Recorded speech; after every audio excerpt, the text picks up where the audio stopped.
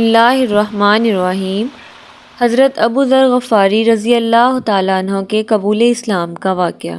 حضرت ابو ذر غفاری مشہور صحابی ہیں جو بعد میں بڑے زاہدوں اور بڑے علماء میں سے ہوئے۔ حضرت علی کرم وجہ اللہ کا ارشاد ہے کہ ابو ذر ایسے علم کو حاصل کیے ہوئے ہیں جن سے لوگ عاجز ہیں، مگر انہوں نے اس کو محفوظ کر رکھا ہے۔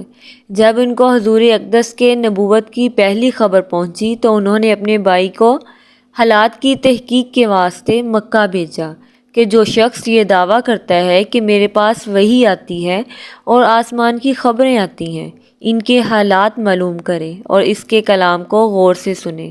وہ مکہ مکرمہ آئے اور حالات معلوم کرنے کے بعد اپنے بھائی سے جا کر کہا کہ میں نے ان کو اچھی عادتوں اور عمدہ اخلاق کا حکم کرتے دیکھا اور ایک ایسا کلام سنا جو نہ شعر ہے نہ کاہنوں کا کلام ہے۔ ابو ذر کی اس مجمل بات سے تشویش نہ ہوئی تو خود سامان سفر باندھا اور مکہ پہنچے اور سیدھے مسجد حرام میں گئے۔ حضور صلی اللہ علیہ وآلہ وسلم کو پہچانتے نہیں تھے اور کسی سے پوچھنا مصلحت کے خلاف سمجھا۔ شام تک اسی حال میں رہے۔ شام کو حضرت علی کرم وجہ اللہ نے دیکھا کہ ایک پردیسی مسافر ہے۔ مسافروں کی، غریبوں کی، پردیسیوں کی خبر گیری، ان کی ضرورتوں کا پورا کرنا ان حضرات کی گٹی میں پڑا ہوا ہے، اس لیے ان کو اپنے گھر لے آئے، میزبانی فرمائی، لیکن ان کے پوچھنے کی کچھ ضرورت نہ سمجھی کہ کون ہو، کیوں آئے ہو۔ مسافر بھی کچھ ظاہر نہ کیا۔ صبح کو پھر مسجد آ گئے اور دن بھر اسی حال میں گزرا کہ خود پتہ نہ چلا اور دریافت کسی سے کیا نہیں۔ غالباً اس کی وجہ یہ ہوگی کہ حضور صلی اللہ علیہ وآلہ وسلم کے ساتھ دشمنی کے قصے بہت مشہور تھے۔ آپ کو اور آپ کے ملنے والوں کو ہر طرح کی تکلیفیں دی جاتی تھیں۔ ان کو خیال ہوا کہ صحیح حال معلوم نہیں ہوگا اور بدگمانی کی وجہ سے مفت کی تکلیف علیحدہ رہی۔ دوسرے دن شام کو بھی حضرت علی رضی اللہ تعالیٰ عنہ کو خیال ہوا کہ پردیسی مسافر ہے، بظاہر جس غرض کے لیے آیا ہے وہ پوری نہیں ہوئی، اس لیے پھر اپنے گھر لے گئے اور رات کو کھلایا سلایا، مگر پوچھنے کی اس رات کو بھی نوبت نہ آئی۔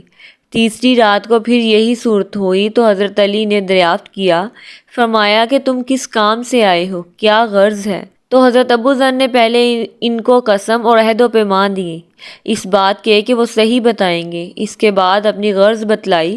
حضرت علی رضی اللہ تعالیٰ عنہ نے فرمایا کہ وہ بے شک اللہ کے رسول ہیں اور صبح کو میں جب جاؤں تو میرے ساتھ چلنا، میں وہاں تک پہنچا دوں گا، لیکن مخالفت کا زور ہے، اس لیے راستہ میں اگر مجھے کوئی ایسا شخص ملا جس سے میرے ساتھ چلنے کی وجہ سے تم پر کوئی اندیشہ ہو تو میں اپنا جوتا درست کرنے لگوں گا۔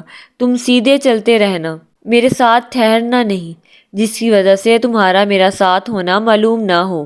چنانچہ صبح کو جب حضرت علی رضی اللہ تعالیٰ عنہ کے پیچھے پیچھے حضور کی خدمت پہ پہنچے، وہاں جا کر بات چیت ہوئی، اسی وقت مسلمان ہو گئے۔ حضور اقدس نے ان کی تکلیف کے خیال سے فرمایا، اپنے اسلام کو ابھی ظاہر نہ کرنا، چپکے سے اپنی قوم میں چلے جاؤ، جب ہمارا غلبہ ہو جائے اس وقت چلے آنا۔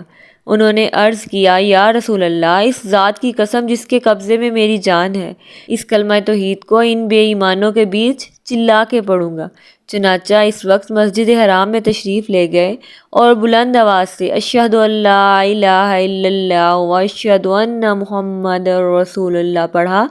پھر کیا تھا، چاروں طرف سے لوگ اٹھے اور اس قدر مارا کہ زخمی کر دیا، مرنے کے قریب ہو گئے۔ حضور اکرم صلی اللہ علیہ وآلہ وسلم کے چچا حضرت عباس رضی اللہ تعالیٰ عنہ، جو اس وقت مسلمان بھی نہیں ہوئے تھے، ان کے اوپر بچانے کے لیے لیٹ گئے اور لوگوں سے کہا کہ کیا ظلم کرتے ہو، یہ شخص قبیلہ غفار کا ہے اور یہ قبیلہ ملک شام کے راستہ میں پڑتا ہے، تمہاری تجارت وغیرہ سب ملک شام کے ساتھ ہے، اگر یہ مر گیا تو شام کا آنا جانا بند ہو جائے گا۔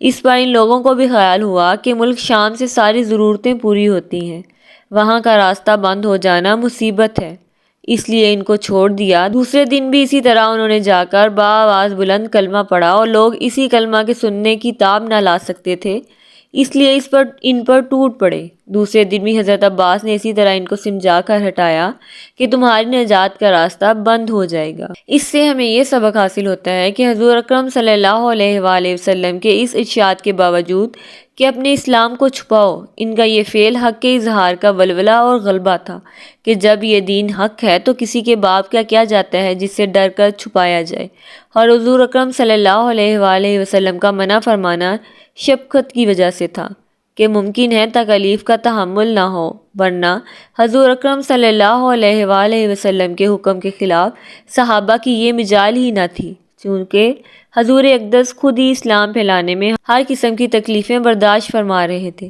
اس لیے حضرت ابو ذر نے سہولت پر عمل کی بجائے حضور کے اتباع کو ترجیح دی۔ یہی ایک چیز تھی جس کی وجہ سے ہر قسم کی ترقی دینی اور دنیاوی صحابہ اکرام رضی اللہ تعالیٰ عنہ کے قدم چوم رہی تھی اور ہر میدان ان کے قبضہ میں تھا۔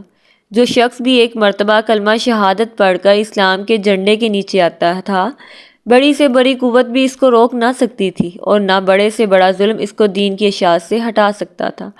دعا ہے کہ اللہ تعالیٰ ہم سب کو بھی صحابہ کرام کے نقش قدم پر چلنے کی توفیق عطا فرمائے، آمین یا رب العالمین۔